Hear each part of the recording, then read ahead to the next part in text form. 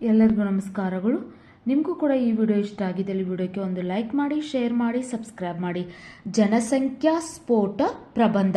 ಈ ವಿಡಿಯೋ ಇಷ್ಟ ಆಗಿದ್ದಲ್ಲಿ ಈ ವಿಡಿಯೋಕ್ಕೆ ಒಂದು ಲೈಕ್ ಮಾಡಿ, ಶೇರ್ ಮಾಡಿ, ಸಬ್ಸ್ಕ್ರೈಬ್ ಮಾಡಿ, ಕಮೆಂಟ್ ಮಾಡಿ.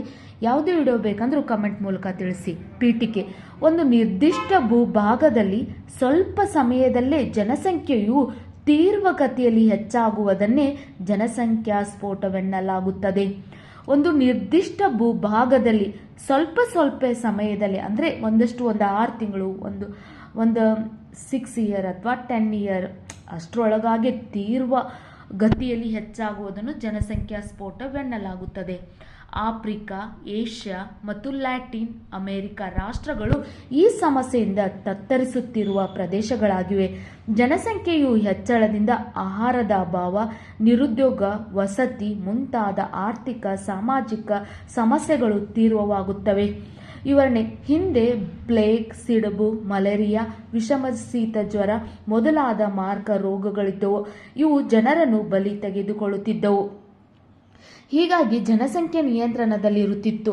ಈಗ ಇಂಥ ರೋಗಗಳಿಗೆ ಔಷಧಗಳನ್ನು ಕಂಡುಹಿಡಿಯಲಾಗಿದೆ. ಶಿಶು ಮರಣವೂ ಕಡಿಮೆಯಾಗಿದೆ. ಜನರ ಜನನ ಪ್ರಮಾಣವೂ ಹೆಚ್ಚಾಗಿದೆ. ಮರಣದ ಪ್ರಮಾಣವೂ ಇಳಿದಿದೆ. ಹೀಗಾಗಿ ಜನಸಂಖ್ಯೆ ನಿಯಂತ್ರಣದಲ್ಲಿರುತ್ತದೆ.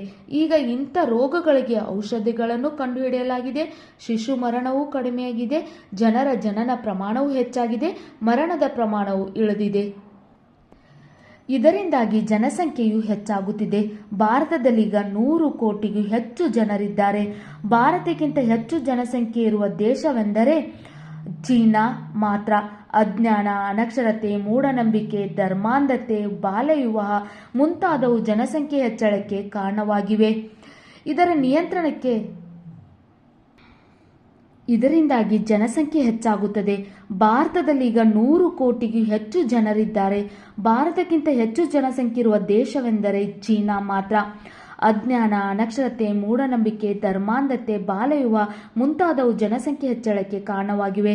ಇದರ ನಿಯಂತ್ರಣಕ್ಕಾಗಿ ಕುಟುಂಬ ಯೋಜನೆಯನ್ನು ರೂಪಿಸಿದರೂ ಅದು ಸಮರ್ಪಕವಾಗಿ ಆಚರಣೆಗೆ ಬಂದಿಲ್ಲ.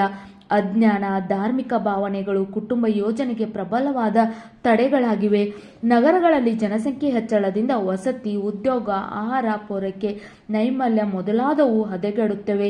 ಕಳ್ಳತನ, ದರೋಡೆ, ಕೊಲೆ, ಸುಲಿಗೆ, ಭಿಕ್ಷಾಟನೆ ಮೊದಲಾದ ಸಾಮಾಜಿಕ ಅನಿಷ್ಟಗಳು ತಲೆದೂರುತ್ತವೆ.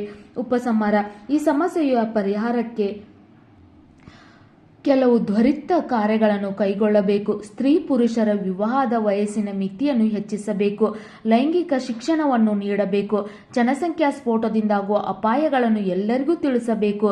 ಜನಸಂಖ್ಯಾ ಸ್ಫೋಟವನ್ನು ತಡೆಗಟ್ಟಲು ಸರ್ಕಾರ ಕಟ್ಟುನಿಟ್ಟಿನ ಶಾಸನಗಳನ್ನು ಅನುಷ್ಠಾನಗೊಳಿಸಬೇಕು. ಇಲ್ಲವಾದರೆ ಭಾರತದಂತಹ ಅಭಿವೃದ್ಧಿಶೀಲ ದೇಶಗಳು ಎಂದೆಂದಿಗೂ ಹಿಂದುಳಿಯುವ ಸ್ಥಿತಿಯಲ್ಲೇ ಇರಬೇಕಾಗುತ್ತದೆ. ನಿಮಗೂ ಕೂಡ ಈ ಒಂದು ಪ್ರಬಂಧ ಇಷ್ಟ ಆಗಿದ್ದಲ್ಲಿ ವಿಡಿಯೋಕ್ಕೆ ಲೈಕ್ ಮಾಡಿ, ಶೇರ್ ಮಾಡಿ, ಸಬ್ಸ್ಕ್ರೈಬ್ ಮಾಡಿ, ಸಪೋರ್ಟ್ ಮಾಡಿ. Thank you.